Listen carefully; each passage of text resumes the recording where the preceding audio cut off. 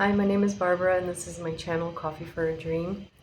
Today, I wanted to talk about a few things that some people have asked me in the comments, and so I'm just gonna go right into it. I got a question from Jordan.T2Y107 asking about my experience with the missionaries and the Book of Mormon and how it's been converting from Catholicism and Christianity.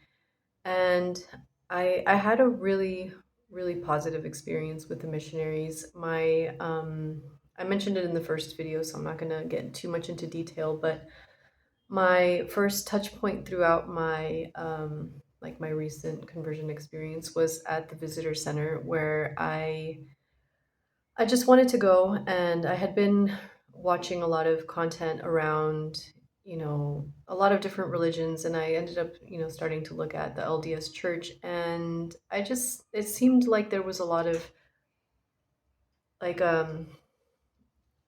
like hyperbole, I guess, around anything that was being talked about in regards to the Mormon Church. There was a lot of it just felt like a lot of people were making fun of the church for its rituals and for a lot of the different like ceremonies and the religious rites and all that stuff. And I thought to myself, well, I just want to go and see for myself, because then I can decide whether or not it's strange or whether or not it's something that would make me uncomfortable. And so I went to the visitor center, and it was a really full day. There was a lot of people. And so I went up to one of the sister missionaries who was there, and her companion was actually not able to accompany me because she was at the reception, and like I mentioned, it was really full that day. So she took me around the visitor center, and a lot of the things that she would start telling me, I think the first thing that she showed me was how our spiritual journey, about how we existed as spirits before we came to earth, and we were with God, and that during this journey on earth, that our goal is to return back to be with God. And I just thought that was it was so beautiful in the way that she was so kind. And I really I it was such a great experience for me to be at the visitor center, because I just basically got to answer a lot of the questions that I had straight from the source. There was a lot of like visual material. There was a lot of information that I could look at, right away. And I think that one of the things that I really appreciated most was that she was just so patient. She was so kind, and I felt absolutely no judgment from her at any point. She just really was willing to listen to me, and she was very warm. She was very kind. And so it was just a very positive start for me. So I really appreciated that first experience with Sister Doyle, and it just really got me interested in pursuing more. So she said to me, well, if you want, then I can get your contact information, and I can see if there's missionaries in your area, so that they can give you more information about anything that you want. They can visit you at home. So I filled out the card, and I left it with her. And that same evening, I got a message from the missionaries from my area, and we set up a meeting for like a few days after that.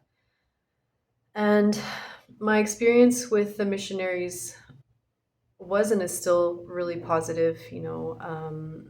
It was, I think, my first impression was that they were a lot more comfortable in their knowledge. They were a lot more um, like I was really I was really worried that I might say something, or I might ask something that would derail them, essentially. And it was never my objective, to get anyone to question their faith. And so even though, you know, maybe some people do like to test the missionaries, that wasn't my intention. My intention really was to learn. So I felt really comfortable seeing that they were very, very knowledgeable in what they were saying. They were also, I didn't feel any judgment from them. They were I think as curious as I was to know more about, they wanted to know about my questions and I wanted to know what they would have to say. And a lot of the things that I would do, I was very prepared in the sense of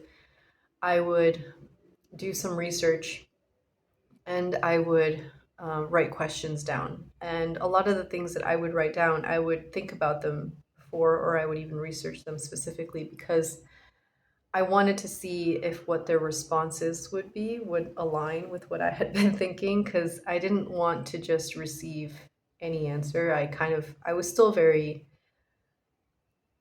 I was a little bit resistant, because I also had my own prejudices around the church, my own worries about the church, and they were just very kind. They were very generous and very patient with me, and it was a very positive experience. And they have accompanied me. I'm still a new convert, so I still have a lot of contact with them, and it's been really positive. I think that that side of the missionaries was really great for my baptism. Sister Doyle, who was at the visitor center, and her companion, they actually came to the baptism, even though they're from a different area, from a different ward. And it's just um, I felt really welcomed, and not only by the missionaries, but by everyone in the church. And I think that sense of community is something that I had been looking for my entire life. And people might say, well, yeah, that's what they're trained to do. It's their job. And yeah, I agree, but I feel like you can do your job and you can do it well. And I feel like they really understood their mission. It's be kind, it's be patient, be understanding, don't judge.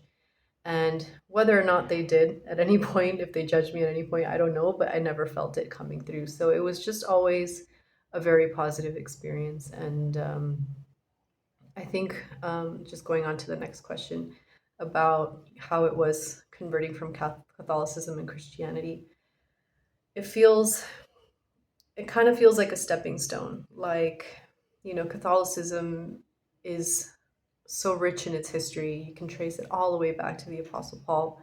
And I think that's something that the Catholic Church really, they pride themselves on it, having all that history. And to me, it just feels like stepping stones. Like, the Catholic Church is where it originated. And then there was the evolution of, the church and the reforms. And then you got all of these different Protestant churches. And now it's like you have an ocean of differences or of different evangelical Protestant churches that you can choose from.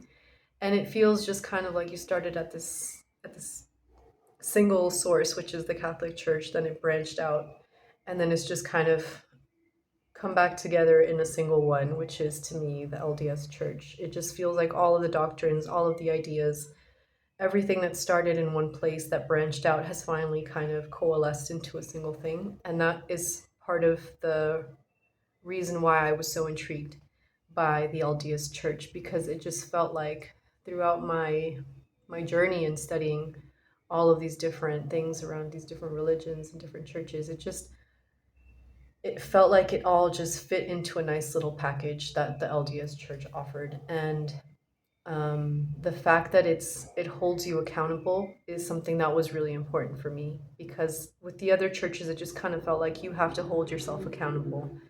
And you know what? There's some people that are super disciplined and they're going to be able to keep themselves accountable for everything they do. But I think it's human nature for us to want a little bit of help, a little bit of discipline, a little bit of, guidance. And I do feel like the LDS Church does that very well. Some people might find it stifling, and I understand that. I think it's, God's gift to us is having free will. And I think that now that, I've kind of done things in reverse, I built my testimony in reverse. I did a lot of things that I wish I didn't have to do in order to get to where I am today, but at the same time it's it's strengthened me even more because of the fact that I did make poor decisions. and I, I suffered the consequences of those poor decisions. And I learned from it, and I learned that, what, yeah, the secular world has a lot of great, quote unquote, great things about it, but a lot of them come at a cost, and sometimes it's not that readily apparent. But I felt it over the long run, and so for me to be in the LDS Church now, it feels like I'm home, and it feels like I'm in a refuge. And so I'm, and I feel like the fact that I started in Catholicism, then went through Christianity, and or rather Catholicism, New Age, Christianity, and now the LDS Church. It just feels like each part of my journey was just a stepping stone to get me here. Um, so yeah. Then I got another question from Tate Brown 5733 that asked about my experience and like my knowledge around Buddhism and Islam. And I think that each religion really does have a lot to bring to the table. I think um, so. One thing that I really appreciate about Buddhism is that there's like it's the concept of, if you don't, and I'm not an expert, so if anyone knows more about Buddhism, please feel free to correct me. But this concept of not wanting, of just being content with what you have. And I think I think it's a great thing to have. It's a great um, concept to apply because it teaches you gratitude. And I've seen that so many, and even me, even before I embarked on, my new age journey, because for a long time I would say I was Catholic, but I didn't practice. I didn't go to church. I didn't pray. I just had really no relationship with God at that point. And I remember my sister, she wanted to get myself and my sister and my mom to start, messaging each other and telling us, about what we were grateful for that day. And I remember I got so mad one day because I was like, just leave me alone. Like, I don't want to talk about this. And I think it made me realize that I felt really ungrateful. Like, I just couldn't. I think I was also in such a dark place in my life. I was so depressed that I couldn't see the blessings that were around me because I was just not where I needed to be.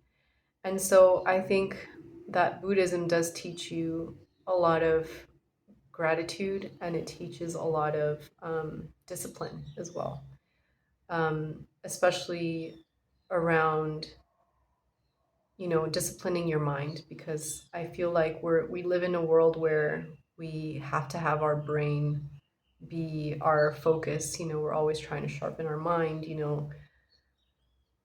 and it's good to sharpen your mind, but I think that our bodies are a lot more intelligent than we give them credit for. Our hearts are more intelligent than we give them credit for, and a lot of times I think our brains are, you know, anxious by default, and maybe that doesn't apply to everyone, but I definitely feel like it applies to me. I've always been very led by my brain, and it just caused me a lot of anxiety, caused me a lot of depression, because I would always be working through situations that never even happened. And I had a very pessimistic outlook on life before, and now I feel like once I've kind of let go of that sense of control, it's just opened up a new realm of possibilities that I'm just, I worry about something when I have to worry. I don't worry about it beforehand. And, I'm sure there's going to be situations where, maybe I do worry beforehand, but it doesn't take control of my life anymore. And I think that's something beautiful that Buddhist teachings do um, offer to its followers. And so I always think it's worth, you know, I'm a very firm believer that knowledge is power. So I think as long as we have a good set of values and of self-awareness, learn as much as you can. And I think that that's going to end up leading you to where you need to be. As for Islam, there's a lot of things about Islam that I also think are really admirable. And I think the most obvious for me is just the sense of devotion that they have. Like, it's very much, pray 5 times a day, always face Mecca. So it's just, I think the principles of it, of like, keep God in the center of your day. I think the principle behind it is beautiful, but I do think, for me at least, it does feel like it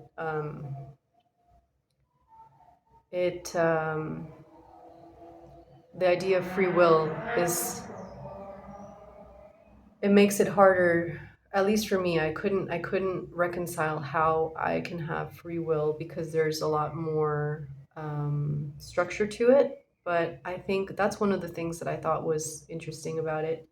But something that I was reading about or researching about Islam that actually pointed me right back to Christianity was that um, they do believe that Jesus Christ was born of the Virgin Mary, and so they do recognize Jesus as, an important prophet, and also that he's the one that's going to defeat the enemy, the adversary. And so when I saw that, I was like, okay, that to me that makes sense. That it's, I'm actually in the right direction, sticking with Christianity. And again, if there's anything that I've said and you want to give your perspective, I really appreciate it, around Buddhism and Islam. And I think, the final comment that I wanted to answer is from Beefmaster 4, and the question is around why I joined, and what I've noticed since I've joined, and if I've felt the Holy Spirit. And I think, the reason I joined was really because of all of the different teachings that I had seen in other religions, and it felt like a really consistent and, um, it just made sense. Honestly, it just made sense. Simple things that made sense to me, like to take God seriously, to give up parts of your life in order to be able to really serve the Lord. um, Rituals, different rituals. It makes sense. You see it all through the Bible. You see it all through the Bible. And so, some people might think it's weird, but I'm actually really excited about all rituals. I think it makes me feel like part of something. It makes me feel like part of something bigger. And, people are going to say what they want to say, and that's fine. Like, I think we're all entitled to have our own thoughts, our own beliefs, and if something makes you feel awkward, makes you feel strange, then, that's something that each individual needs to reflect on and understand why that impacts them the way they do. But if it's something that you can't let go of, then that's important also to understand why. Why can't you let go of this that's bothering you? And for me, it's just, I think because I've I'm aware of the things that I've given up, and I'm aware of how different I am in relation to, my previous friendships and to my previous life. I it feels like it's kind of funneled me into a direction where it's much easier for me to feel the Holy Spirit, because I'm, I've been put on a path that keeps me from straying so easily, and it cuts out the noise, it cuts out all of the pollution that I had in my life before. And so I've I'm much closer to God. I pray, and I guess that's the thing with, there's no, even though there's no like specific times that I have to be praying, and I pray consistently throughout the day. Instead of talking to myself in my head, I have someone to talk to, and it's God. And so it's been a really great journey for me. And I don't expect that everyone's going to have the same experience that I did, and that's normal. And I think we're all capable of um, understanding what works best for us and what makes us feel happy and joyful. And For me, it's been joining the church. For me, it's been saying, converting and saying that I am a part of the Mormon church, that I am Mormon, I am, part of the Church of Jesus Christ of Latter-day Saints, and that makes me happy. And so I think that's it for today. Thank you for watching, and I hope you have a wonderful day.